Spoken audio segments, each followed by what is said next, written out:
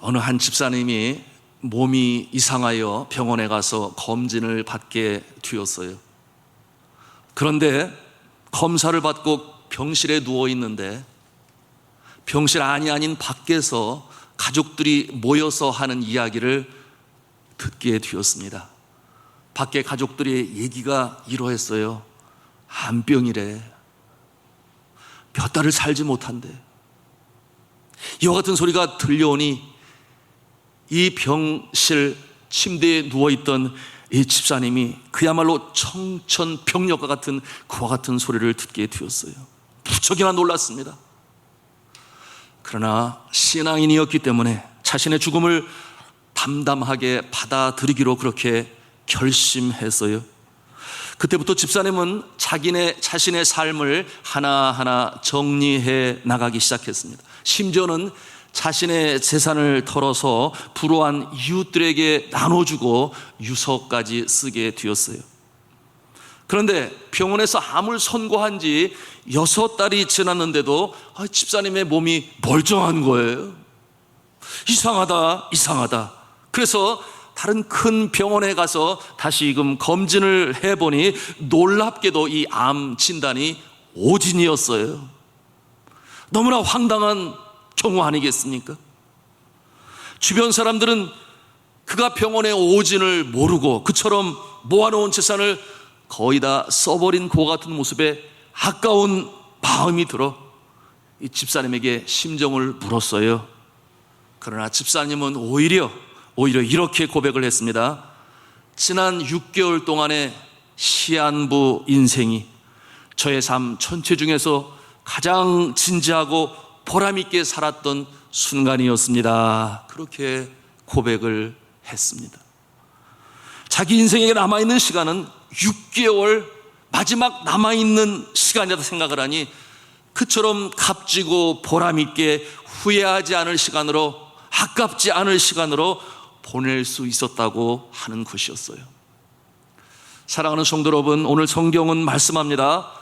세월을 아끼라, 때가 악하니라. 보통 세상 사람들이 흘러가는 시간이 이 세월이 아깝다고 여길 때는 언제이겠습니까? 여러분, 그때는 보통 인생의 느지막한 나이에 이 세상 저편에, 죽음 저편의 세상이 어렴풋이 보이게 될 때쯤 되어서 그때서야 비로소 이처럼 세월이 빠르게 흐르다니 그렇게 여기지 않겠습니까? 연령에 따라 세월의 속도가 다르다는 그런 얘기를 제가 들었습니다. 그래서 10대는 10km의 속도로 세월이 흘러가고, 그러니 그렇게 빠르게 느껴지지 않아요. 그런데 30대의 모습에 이 세월에 흘러가는 그 속도는 30km의 모습이요, 50대는 50km의 모습이요, 70대가 되면 70km의 속도로 세월은 그렇게 흘러간다, 연령대별로 그렇게 다르게 느낀다 하는 것을 제가 들었습니다. 여러분들도 정말 그렇게 느끼십니까? 누구나 그렇게 느낄 거라 생각이 돼요. 저는 최근에 100살을 넘기신, 그러나 놀랍게도 여전히 활동을 하고 계세요, 연세대학교 명예교수신 김형석 교수님. 제가 고등학교 때에도 그분의 수필집 영혼과 사랑과의 대화라고 하는 그 수필집을 보면서 많은 영향을 받았는데, 지금도 세월이 얼마나 흘렀는데 아직도 그분의 책을 볼 수 있다는 것이 너무나 감사하고, 또 한편 정말 장수하시네, 참 감사하다, 그런 생각을 갖습니다. 그분의 저서인 이 책은 100살을 살아보니 라고 하는 그런 책인데요, 여러분 보셨는지 모르겠습니다. 100살까지 살면 어떻게 되는 것일까 궁금한 마음에 제가 그 책을 선정해서 읽게 되었어요. 그런데 100살을 넘기신 그분이 이 책을 통해서 하시는 이 말씀 지론은 이러합니다. 사람은 성장하는 동안에는 늙지 않는다, 그런 지론을 가지고 있어요. 다른 말로 사람은 배우고 깨닫고 공부하는 동안에는 늙지 않는다, 그와 같은 지론이에요. 이 어르신은 100년을 살아보시고 이렇게 말씀하십니다. 지금 우리 사회는 너무 일찍 성장을 포기하는 젊은 늙은이들이 많다.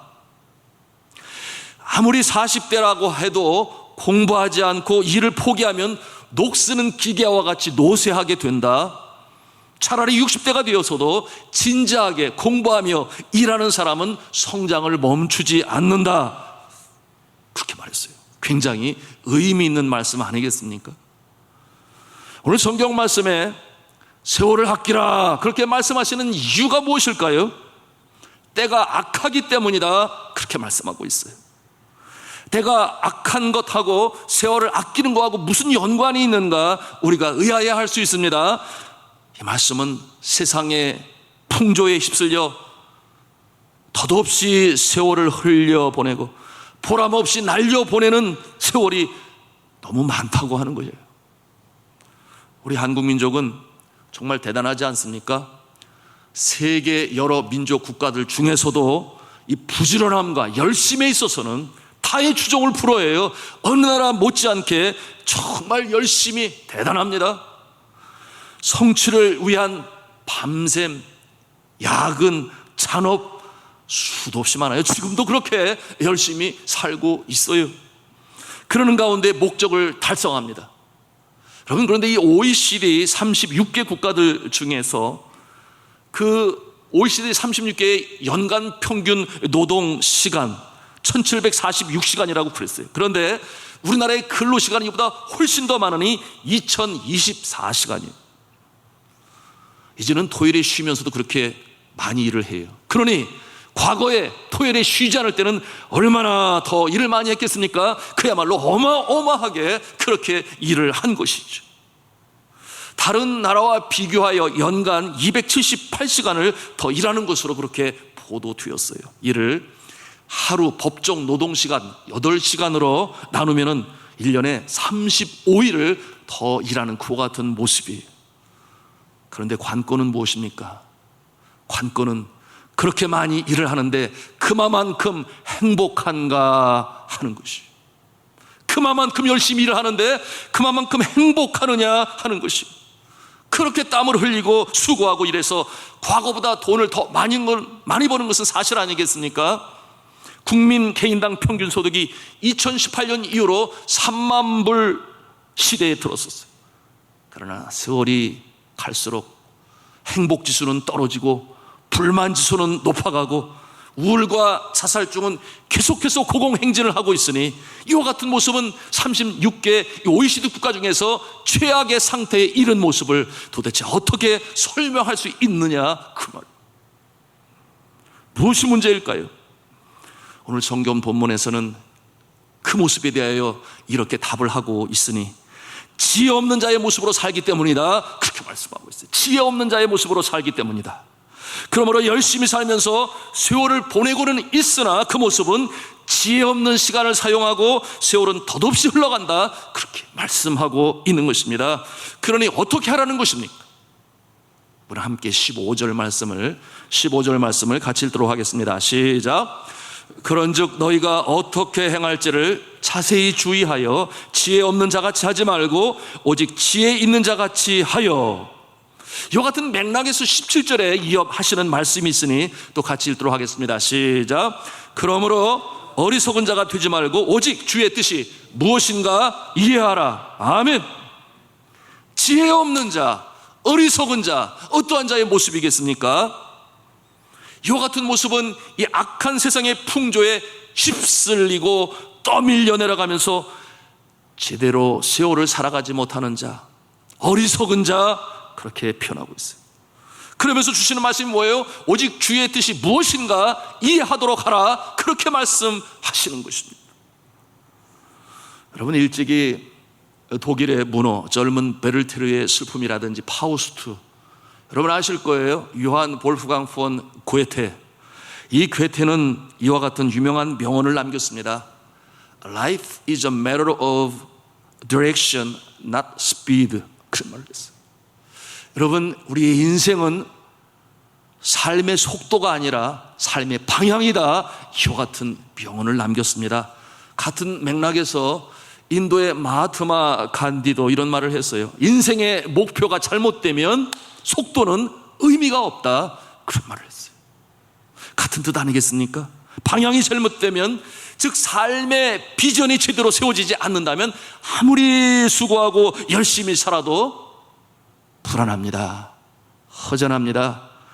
만일 그 모습으로 살다가 느지막한 인생을 뒤돌아보면 후회의 막급일 것이에요.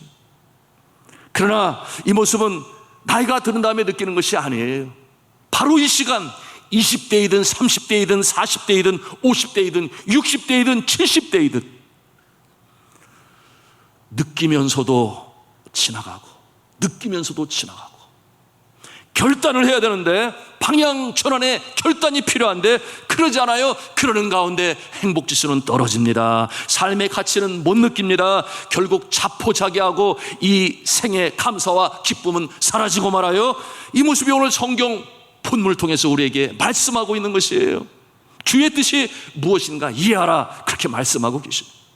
살아가는 데 있어서 주님의 뜻을 알 수 있다면, 주님의 뜻을 이해할 수 있다면 이 사람의 인생은 분명 복 있는 자의 인생이 되는 것이에요. 그러면 어떻게 우리가 주의 뜻을 이해할 수 있을까요? 깨달아 알 수 있을까요? 18절 말씀에 말씀하고 계시니 함께 읽도록 하겠습니다. 18절 말씀입니다. 시작.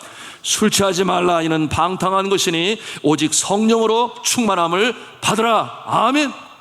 성령으로 충만하면, 성령으로 충만하게 되면 깨달아 알게 된다. 오늘 이렇게 본문의 말씀을 통해 우리에게 주시는 거예요.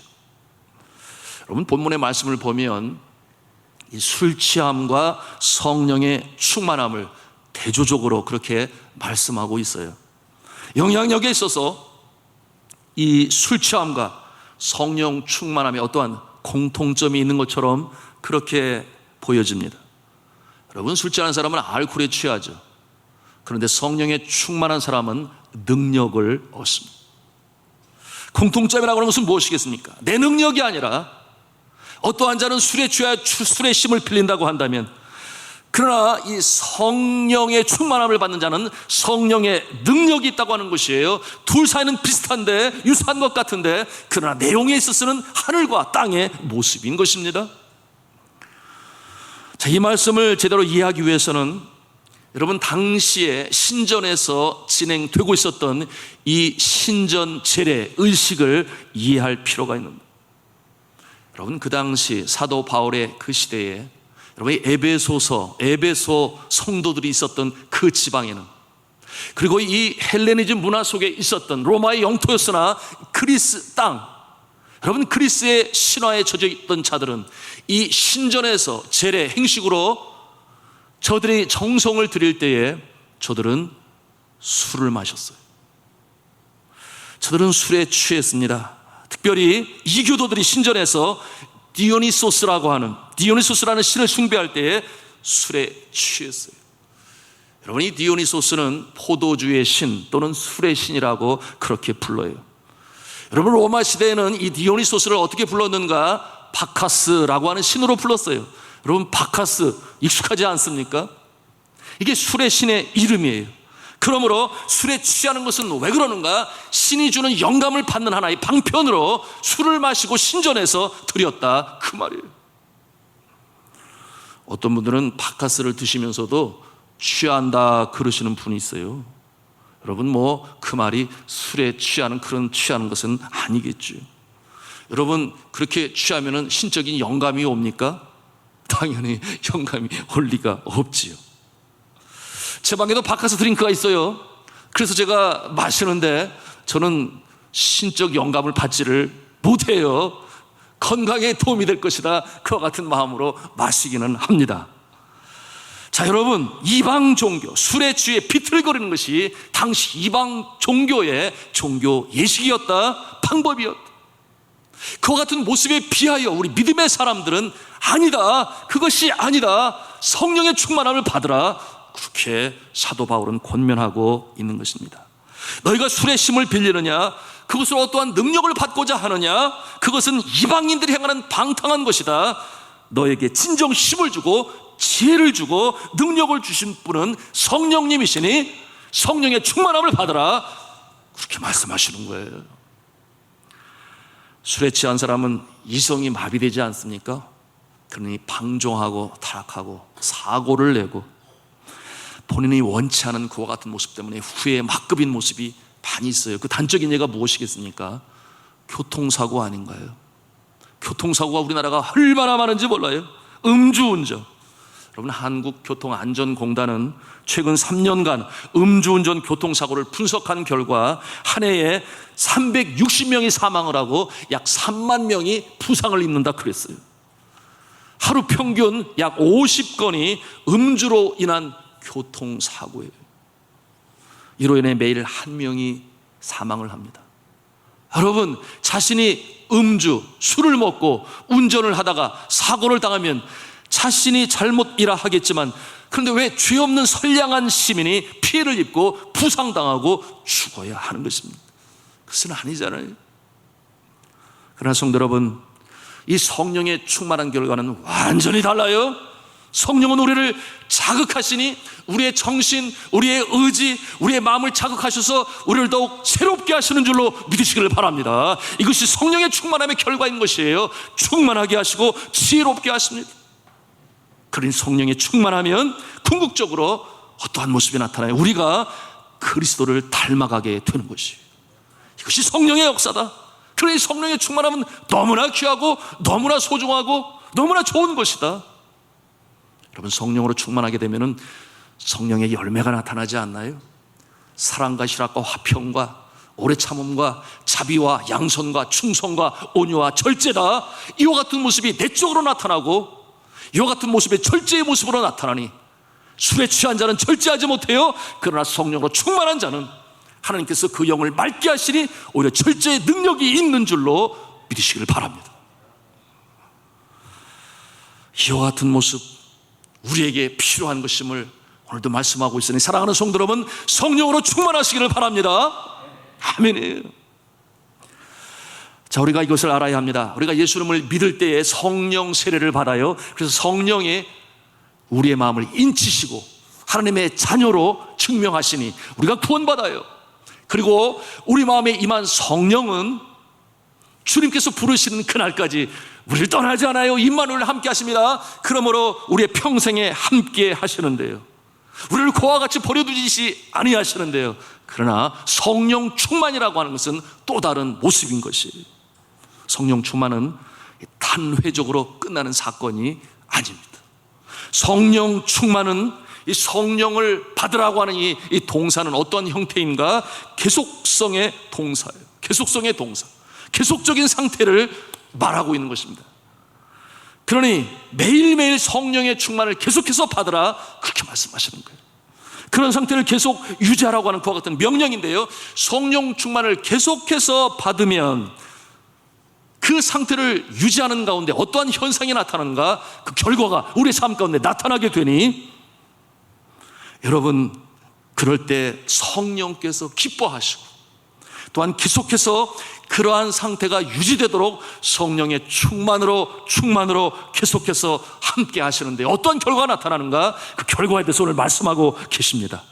여러분, 이와 같은 내용이 이제 오늘 말씀 19절로 21절까지 있는 것이에요. 우리 19절부터 21절까지 같이 읽도록 하겠습니다. 시작. 시와 찬송과 신령한 노래들로 서로 화답하며 너의 마음으로 주께 노래하며 찬송하며 범사의 우리 주 예수 그리스도의 이름으로 항상 아버지 하나님께 감사하며 그리스도를 경외함으로 피차 복종하라. 아멘. 이 말씀을 통해서 이와 같은 모습으로 명령하지만 이와 같은 모습이 되게 하기 위하여 성령 충만하라, 그렇게 오늘 말씀하고 계신 것이니, 그러므로 성령 충만하면 첫째로 시와 찬송과 신령한 노래들로 서로 화답하게 되는 것입니다. 이것이 성령 충만한 모습의 결과인 것이에요. 그리고 계속해서 그와 같은 능력으로 살아갈 수 있도록 성령께서는 힘주시고 능력을 부어 주시는 것입니다. 여러분, 서로 화답한다고 그랬어요. 우리가 예배 시간에 교동문이라는 게 있어요. 그래서 담임 목사가 먼저 한 구절을 읽으면 성도들이 또 화답으로 읽어요. 이것이 서로 성도 간의 화답이라고 하는 것인데, 과거의 이 모습은 서로 찬송으로 했던 거예요.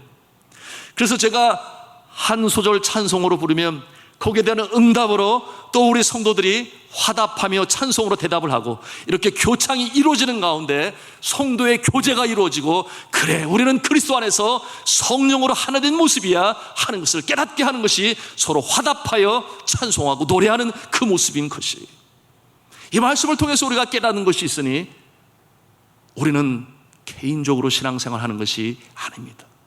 혼자 신앙생활하는 것 아니에요. 우리가 이것을 확실히 알아야 되는 건데요.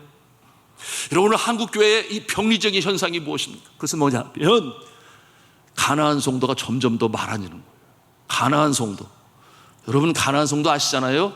안 나가, 거꾸로 하면 예수를 믿기는 믿는데 교회는 나가지 않아요. 나 개인적으로 알아서 신앙생활하면 돼. 무교회주의자의 모습이기도 한데, 교회는 나가지 않으면서 나 혼자 신앙생활 잘하면 되지, 아무에게도 방해받지 아니하고. 여러분, 이 모습은 오늘 이 말씀을 통해서 옳지 않다, 맞지 않다 하는 것을 가르쳐주는 것이에요. 그와 같은 모습은 정상적인 예배자의 모습, 신앙생활의 모습이 아니다라고 하는 것을 보여주는 것이니, 여러분 만약에 그게 맞는다고 하면 굳이 예수 그리스도께서 피로 값주고 교회를 세우실 이유가 없다 그 말이에요. 우리는 교회의 지체가 되고 머리 대신 예수 그리스도의 거룩한 예수 그리스도의 몸, 교회 아니겠습니까? 서로 섬기고 서로 교제하고 화답하는 가운데 진정한 예배, 하나님 기뻐하시는 주의 몸된 교회로 서가시는 줄로 믿으시기를 바랍니다. 두 번째로, 성령 충만하게 되면 어떠한 모습인가 우리가 알아야 되는데요, 그와 같은 모습은 뭐라고 말씀했습니까? 마음으로 주님께 노래하며 찬송한다, 그렇게 말씀하고 있어요. 마음으로 주님께 노래하며 찬송한다, 19절에 있는 말씀입니다. 이와 같은 모습이 계속되어진다, 그렇게 말씀하고 있어요.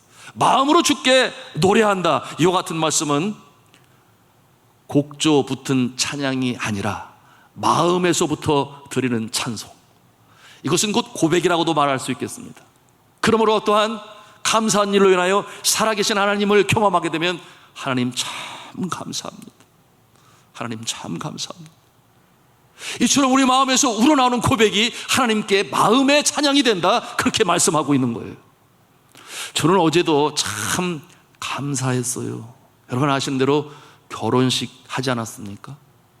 여러분이 결혼식을 치르려고 하는 것이 평소 같으면 뭐 어려움이 없죠. 감사하고 기뻐하고 찬송하고 격려하고 축복하고 축하하고 그러는 모습인데, 코로나19로 인하여 이와 같은 행정명령이 떨어지는 가운데 50명 이하로 모여야 된다, 이와 같은 어려운 상황 가운데서.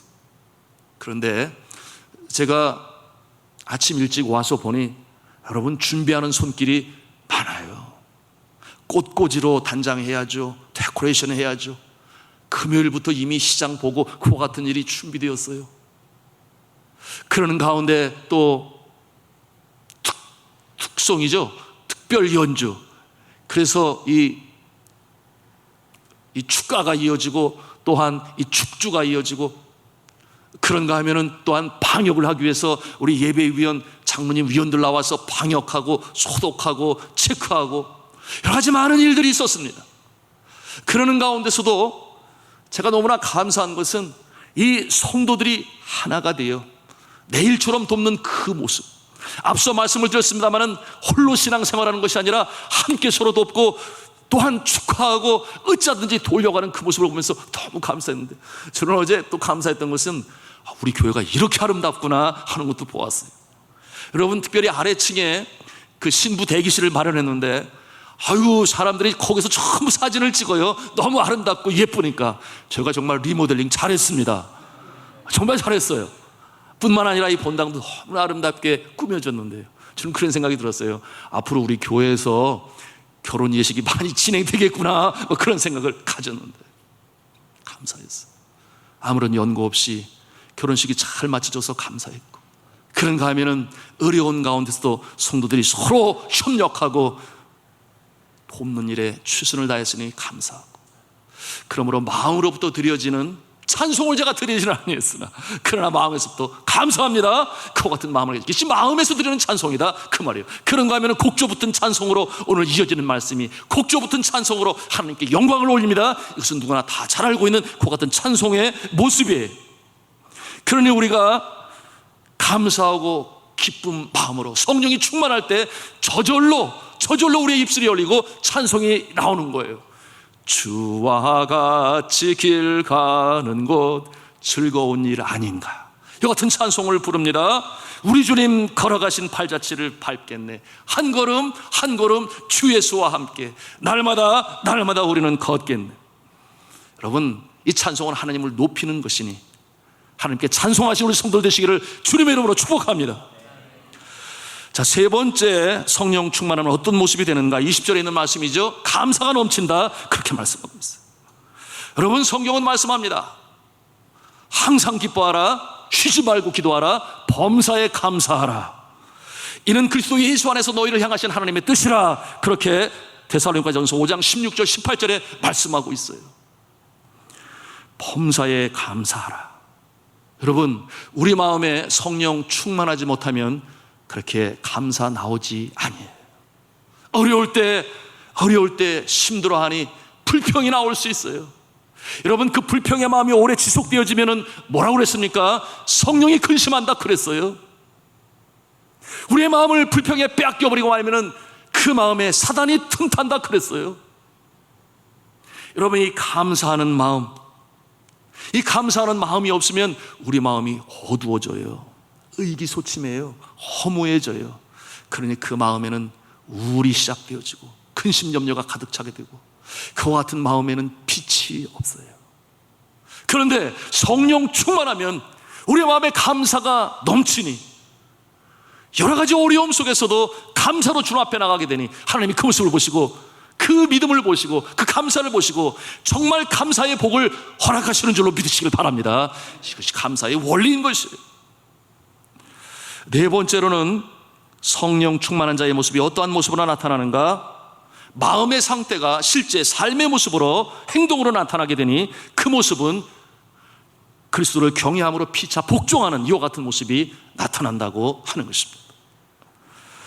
오늘 말씀의 결론과도 같은 말씀인데요, 먼저는 우리의 심적인 상태를, 성령 충만한 자의 그 심령의 상태를 표현하고 있는데, 이제 마지막의 모습은 이것이 삶의 모습으로 어떻게 나타나는가? 그리스도를 경외하는 마음으로 피차소로 복종한다, 그와 같은 모습이 나타나게 될 것이다 말씀하고 있는 것이에요. 오늘의 말씀의 결론과도 같은 모습인데요, 이 모습은 섬기는 자가 된다, 그 말이에요. 내 능력이 아니라 성령의 능력으로 가능하다고 하는 것입니다. 여러분, 피차소로 복종하라 이렇게 말씀하고 있는데요, 이 복종이라고 하는 말은 성경 언어로 휘포타 소메노이, 그렇게 말합니다. 휘포타 소메노이, 이 뜻이 뭐냐 하면 아래로 들어가서 배치되다, 이게 군사 용어예요. 군사 용어. 아래로 들어가서 배치된. 여러분, 영어로는 understanding이라는 말이 있잖아요. understanding. 여러분 아시는 대로 이 understanding은 두 단어가 합쳐서 이루어지는 합성어입니다. under라는 말과 standing, 아래, 서다라는 말의 합성어예요. 그러니 understanding, 아래에 서다, 이와 같은 모습, 우리가 이 단어를 해석하자면 결국 섬긴다, 사랑으로 섬긴다, 그와 같은 뜻을 가지고 있는 거예요. 자발적으로 섬긴다, 그런 뜻인데요, 누구 때문에? 예수 그리스도 때문에. 이와 같은 마음, 인생은 사랑이다, 인생은 섬김이다, 이와 같은 마음으로 인생의 가치관을 세우고 살아가는 자는 결코 후회함이 없어요. 인생의 날이 더 깊어갈수록, 세월이 흘러가도 뒤돌아보아도 사랑으로 섬기는 그 인생은 후회함이 없으니 주님 뵐 날이 다가오더라도 그 마음에는 후회가 없어요. 감사해요. 나는 지금까지 이렇게 주님처럼 섬기는 마음으로 살아왔으니 오히려 주님 만나는 그날이 다가올수록 마음에는 감사와 기쁨과 보람이 넘치는 것입니다. 세월을 아끼라, 때가 악하니라, 그렇게 말씀했습니다. 세월이 가도 이러한 모습으로 살아가는 자, 하늘에 계신 주님을 바라보며 살아가는 그 모습인 것입니다. 여러분, 지난 과거에 1964년에 마르틴 루터 킹 목사님은 자신의 노벨상 수상 연설에서 대미에서 요한 1서 4장 7절 이하의 말씀을 인용해요. 여러분 아시는 말씀이에요. 사랑하는 자들아, 우리가 서로 사랑하자. 사랑은 하나님께 속한 것이니 사랑하는 자마다 하나님으로부터 나서 하나님을 알고 사랑하지 아니하는 자는 하나님을 알지 못하나니 이는 하나님은 사랑이심이라. 이와 같은 성경 구절로 그 연설의 대미를 장식합니다. 그러면서 마지막 그는 어떻게 결론을 짓는가? 사랑은 이 세상 모든 문제를 열 수 있는 열쇠입니다. 그렇게 결론을 맺었어요. 그가 1968년 2월 4일 자신의 고향 교회에서 마지막 설교를 하면서 사실상 유언의 메시지를 남깁니다. 여기 계신 분들 가운데서 내가 죽는 것을 보실 분이 있다면 나를 위해 긴 장례를 할 생각을 하지 말아달라는 나의 부탁을 꼭 전해 주십시오.